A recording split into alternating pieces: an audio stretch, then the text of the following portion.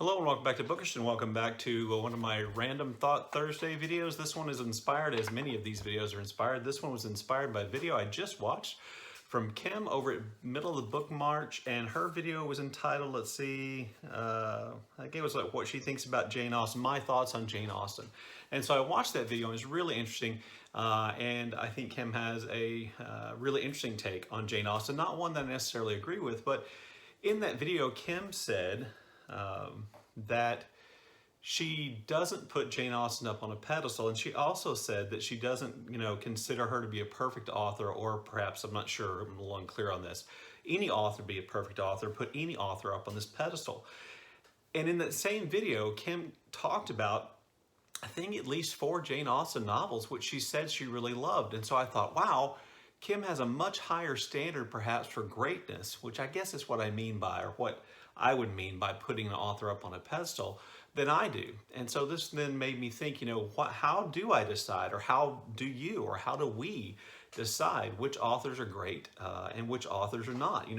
Assuming we're deciding on our own, assume we're not deciding just based on, what we read in school or what we've been told are great. How do we as individuals decide who the great authors are, who the great authors are for us? And so, I thought about that. And one of the things I realized, and I kind of talked about this, I think, before, one of the things I realized in thinking about this is that for me, to be a great author, you almost have to produce more than one book that I consider great. Now, a certain amount of subjectivity involved here in terms of, the kind of writing we like, the kind of books we like to read, those kind of things. So, I think this is open to authors in any genre or any whatever authors you like to read. But, what I thought about was, well, I think that they have to produce more than one great novel. That generally speaking, when I think of the authors that I think are great, they have produced more than one great novel, or more than one great novel and a kind of significant body of work. Now, I don't know if that's common. I mean, how many one novel great authors can we think of, or one work great authors can you think of? I have a hard time thinking of any. And generally speaking, I guess when I think about this category, I think of people who really only produced one book, or only one book really during their lifetime. From that point of view, the author I think who would come closest in terms of novels would be Ralph Ellison, whose Invisible Man is a truly great book, and I think it kind of cements it.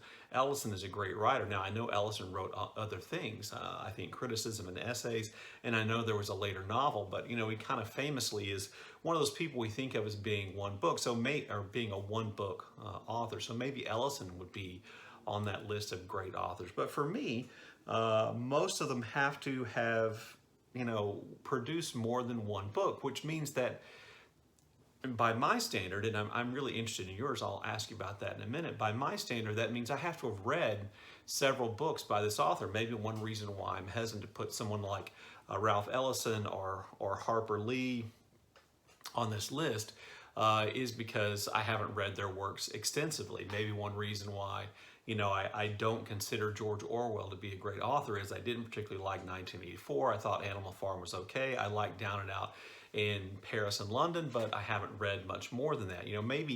Maybe that's it. Maybe I don't consider Aldous Huxley to be a great author because I've only read one of his books, Brave New World, and I didn't really necessarily like it. You see what I'm saying? There's some subjectivity here. So for me, I think part of my standard is that I had to have liked a book this author wrote enough to go on and read more. So, my standard is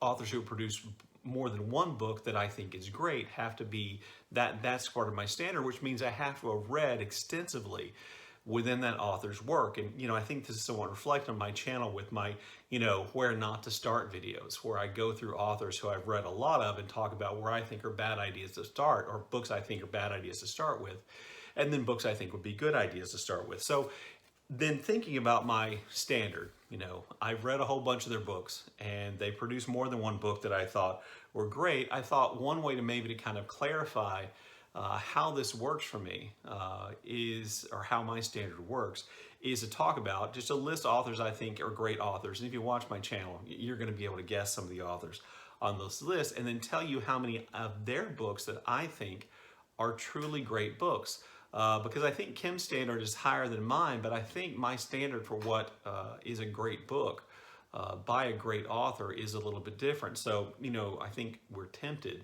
and I know particularly when we become kind of fans, for lack of a better term, or devotees maybe is a better term, of an author, we have a tendency to think everything they write is great. And maybe, you know, that's true. But over time, you know, while I may have thought that about some of these authors, over time, I've discovered that, you know, not everything by those authors is great. So I'm just going to run down some of my favorite authors, starting with Balzac. You know, I've read a lot of Balzac novels. I think 3 of his novels are truly great. Lost Illusions, Cousin Bet, and Père Goriot or Old Goriot, depending on how it's printed. Charles Dickens, I've read several Dickens novels. I think 2 of them are great. If you want to count A Christmas Carol as a novel, and maybe you don't, maybe it's a story, that means that for me, Dickens is kind of 1.5, but Great Expectations I really like a whole lot. Let's see, Jane Austen, I think 3 of her novels are great. I think her 3 greatest novels are Persuasion, Pride and Prejudice, and Emma. I think those are great novels. The others I think are good. Let's see, Faulkner, who is probably my favorite author, I have 4 great novels, and I really think these are 4 clearly great novels that Faulkner produced. Absalom, Absalom, The Sound of the Fury, As I Lay Dying, and The Light in August are just truly great novels. And even though he produced a whole lot of other stuff, which I've read a whole lot of, none of them rise to that level for me. But 4 great novels, I think, you know, clearly make someone, by my standard, a great author. Hemingway, you know, Hemingway is very important to me as a reader and as somebody who loves books, because Hemingway was kind of my entree point into literature, fiction, into real reading. Like a lot of young men, I think from my generation, Hemingway is how we found our way into literature. And I think Hemingway produced 2 great books. I think For Whom the Bell Tolls is Hemingway's best novel. I think A Farewell to Arms is Hemingway's most perfectly written novel, most beautiful novel.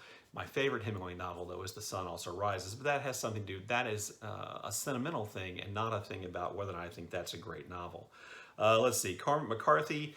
I would give Cormac McCarthy 1 truly great novel, 1 pretty great novel, and 1/3 of another novel being pretty great. I think Blood Meridian is an absolute American classic. I think it's a great novel. I think All the Pretty Horses is pretty close to being a great novel. And if I include in that the first third of The Crossing up to the point where the story, the part about the wolf comes to an end, then I think if I added all that together, I get 2 great Cormac McCarthy novels. Toni Morrison, another one of my favorite writers. I think there are at least 3 great Toni Morrison novels. Beloved is, I think, the greatest American novel ever written. So I have Beloved, Song of Solomon, and then The Bluest Eye, I think, are great. Sula is a book I need to go back and reread. In my memory, Sula is growing. It's possible that Morrison may end up with 4 great novels on my list. James Baldwin. James Baldwin is one of those authors who I just think the collective whole of his work makes him a great author. I think every one of his novels, for me, that I've read has something about it that I think makes it less than perfect. Of all his novels, I think Go Tell on the Mountain is the one that's most perfect, but Another Country is my favorite. If Beale Street Could Talk, I think, is excellent, and I think Giovanni's Room is quite good. But what kind of puts Baldwin on my list for me as a great writer are the essays, which I read the majority of last year. Let's see, Louise Erdrich, another one of my favorite authors. I think she's got about 2 books that I would consider to be great books. I think The Plague of Doves is great. I think The Roundhouse is great. Now, I know there's a lot of people who believe that, Tracks is a better novel or Love Medicine is a better novel. But I think those 2 are her best, or to me, her greatest novels. I really like The Sentence. I really like La Rose. There are a number of her novels. I really like Tracks. I like Love Medicine. There are a number of novels I think are good, but truly great novels, I think, too. Then Gabriel Garcia Marquez, I have on my list because he wrote 1 great novel, and that is 100 Years of Solitude, even though I know a lot of it reads as kind of out of date and out of step with modern ideas. And then I think Gabriel Garcia Marquez is tremendously underrated as a short story writer.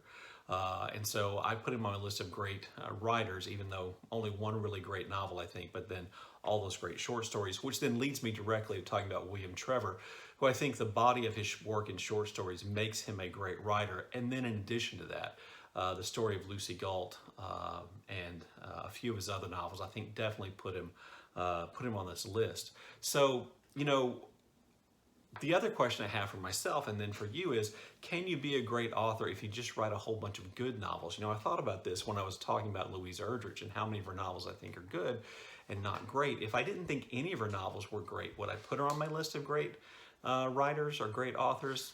I don't know. Anyway, as is true with most of these Random Thought Thursday videos, I don't know exactly where I was going or where I started, and if I'm not sure that I got where I intended to go, but I really would like to hear your thoughts and how maybe some ideas about how you evaluate great writers. Now, look forward to that in the comments section below, and as always, thank you for watching.